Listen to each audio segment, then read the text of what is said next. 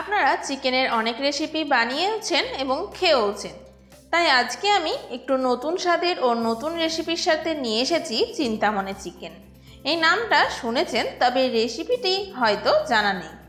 এটি তামিলনাড়ুর একটি বিখ্যাত রেসিপি, যা ভাত কিংবা রুটি সব কিছুর সাথেই পুরো জমে যায়। বেশি দেরি না করে বানিয়ে ফেলুন, আর স্কিপ না করে পুরো ভিডিওটি দেখতে থাকুন।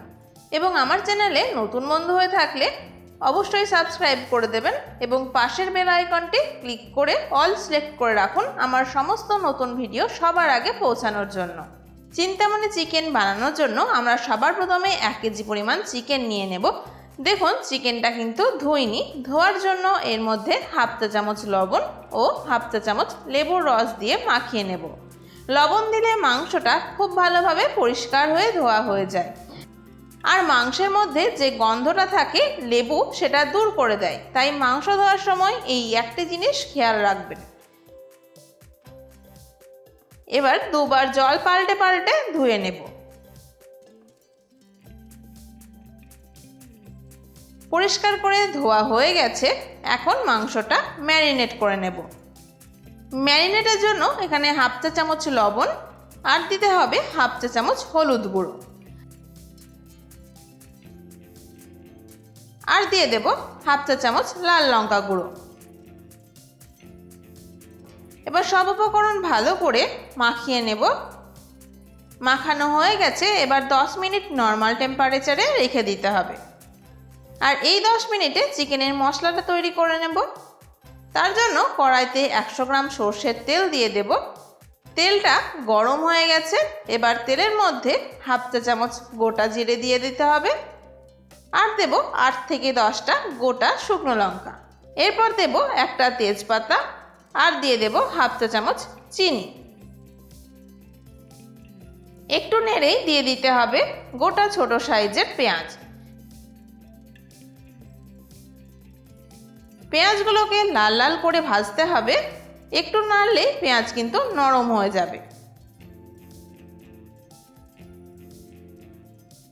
এবার এর মধ্যে 6 চা চামচ আদা রসুন বাটা দিয়ে দেব, আর দেওয়ার পরে একটু ভালো করে মিশিয়ে নেব। আর এভাবেই 5 মিনিট নাড়তে থাকতে হবে, তাহলে আদা রসুনের কাঁচা গন্ধটাও কেটে যাবে। এই রান্নাটা সর্ষের তেলেই করবেন। সাদা তেল বা ঘিয়ে রান্নাটা কিন্তু ভালো হয় না। সর্ষের তেলেই রান্নাটা খুব ভালো হয়।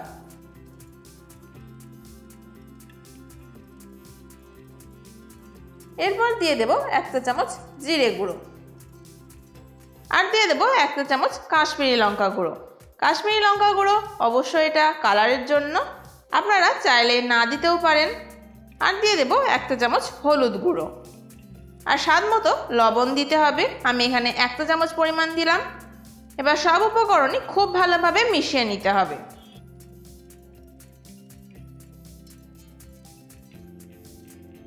মেশানো হয়ে গেছে।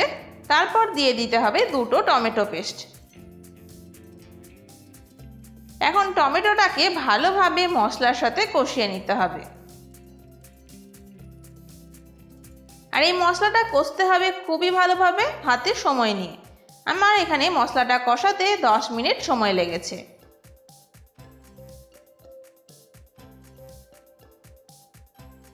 দশ মিনিট পর ম্যারিনেট করে রাখা মাংস দিয়ে দিতে হবে।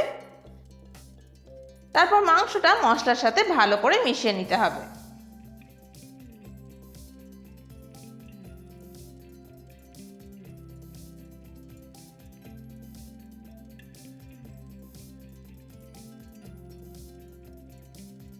দেখুন, মেশানো হয়ে গেছে। খুব বেশি নাড়ার প্রয়োজন নেই, এটাকে ঢাকা দিয়েই সেদ্ধ করতে হবে। এখন মাংসটাকে 15 মিনিট মিডিয়াম ফ্লেমে ঢাকা দিয়ে কষাতে হবে। আর এই 15 মিনিটের মধ্যে মাঝে মাঝে একটু করে নেড়ে দিতে হবে, যাতে কড়াইয়ের গায়ে না লেগে যায়। আর গ্যাসের ফ্লেম কিন্তু মিডিয়ামে রাখতে হবে, নইলে কড়াইয়ের গায়ে কিন্তু লেগে যাওয়ার সম্ভাবনা থাকে। দেখুন, মাংসটা জল ছেড়ে দিয়েছে, আর জলের কোনো প্রয়োজন নেই। এই জলের মধ্যে মাংসটাও সেদ্ধ হয়ে যাবে।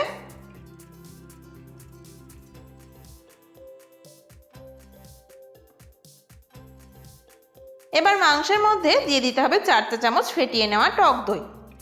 টক দই দিলে মাংসের টেস্টটাও খুব ভালো হয় আর কালারও খুবই সুন্দর হয়। এবার দইটাকে ভালো করে মাংসের সাথে মিশিয়ে নিতে হবে আর 15 মিনিট এভাবেই ঢাকা দিয়ে কষিয়ে নিতে হবে।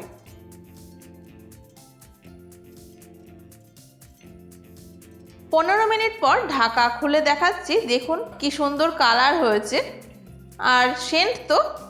আর সেন্টের তো কোনো কথাই হবে না। তাহলে চিন্তামণি চিকেন আমাদের তৈরি হয়ে গেছে। এবার গ্যাসের ফ্লেম অফ করে 10 মিনিট ঢাকা দিয়ে ওই অবস্থায় চিকেনগুলোকে রেখে দিতে হবে। তাহলে মাংসের ভেতর পর্যন্ত মশলা ঢুকে যাবে আর চিকেনটা একদম জুসি হয়ে যাবে। তাহলে এরকমভাবে আপনারাও বানিয়ে ফেলুন এবং গরম ভাত বা রুটির সাথে সার্ভ করুন, একদম জমে যাবে। রেসিপিটি কেমন লাগলো তা কমেন্টস করে জানাতে ভুলবেন না। আর ভিডিওটি ভালো লাগলে লাইক ও শেয়ার কিন্তু অবশ্যই চাই। এবং আমার চ্যানেলে নতুন বন্ধু হয়ে থাকলে অবশ্যই সাবস্ক্রাইব করে দেবেন। আজকের মতো এখানেই শেষ করছি। আবারও দেখা হচ্ছে নতুন কোনো এপিসোডে। ভালো থাকবেন, সুস্থ থাকবেন। ধন্যবাদ।